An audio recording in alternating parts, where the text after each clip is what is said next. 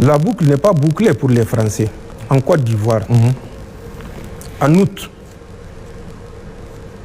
2024, le 6 août précisément, les anciens Nigériens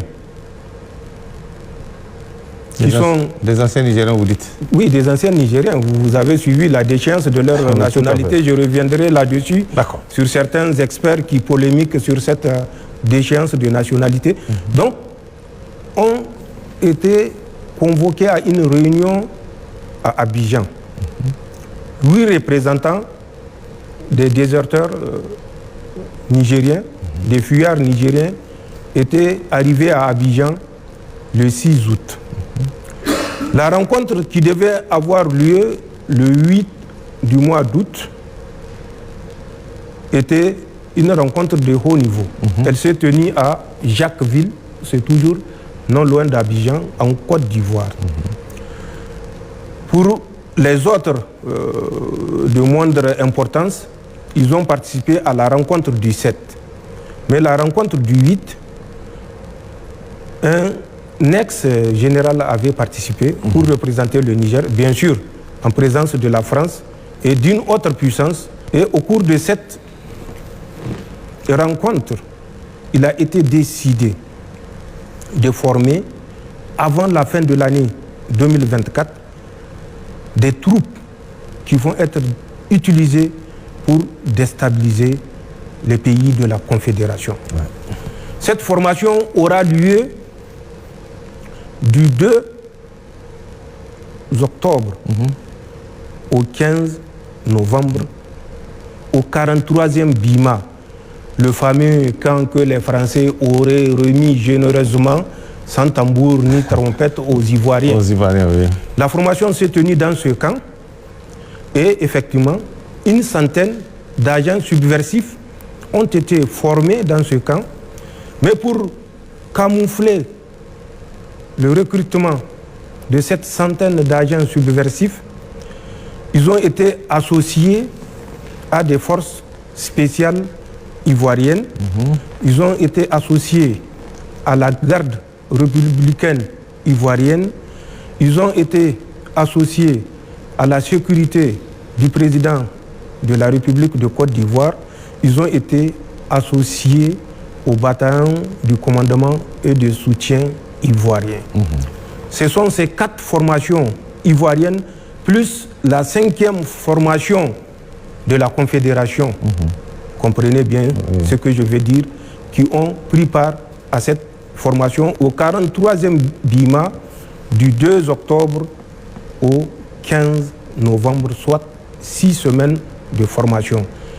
Pour qu'ils comprennent que ce que nous disons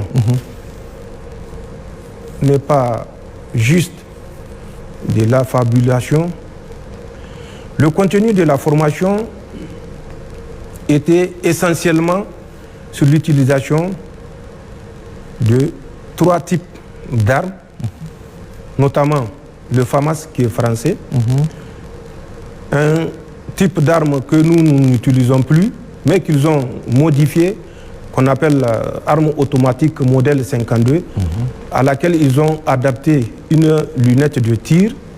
Ensuite, bien sûr, le AK-47 pour faire bien pour la force destinée à la Confédération. C'est ça. Puisque si elle opère sur notre territoire avec des FAMAS, ça peut éveiller des soupçons. Donc, il y a l'arme AK-47 qui a été utilisée dans le cadre de cette formation.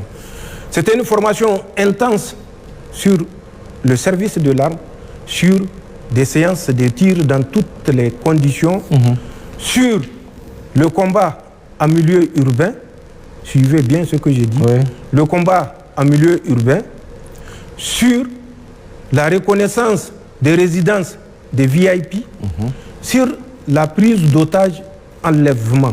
J'ai dit bien prise d'otages, enlèvement. Des forces ont été formées et entraînées pendant 6 semaines à ce métier par les forces spéciales françaises. Les instructeurs étaient 11. 6 étaient venus de la métropole et 5 étaient des instructeurs du 43e BIMA. Sur les 5 instructeurs du 43e BIMA, il y avait des Ivoiriens d'origine, mais qui ont la nationalité française, qui sont des instructeurs au nom de la France, puisqu'ils sont des Français. Tout à fait. C'est la boucle de l'encerclement, non seulement du Niger, mais de la Confédération.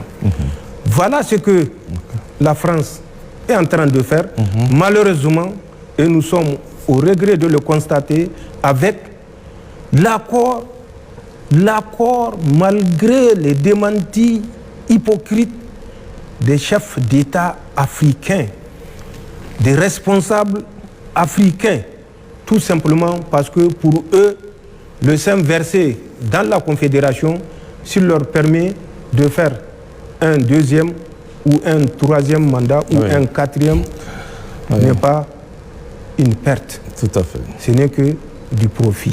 D'accord. Imaginez le machiavélisme qui anime ces gens qui pensent œuvrer pour le bien de la CEDEAO. De quelle CEDEAO parle-t-on en réalité? Voilà le dispositif d'encerclement que la France a mis en place pour nuire au Niger.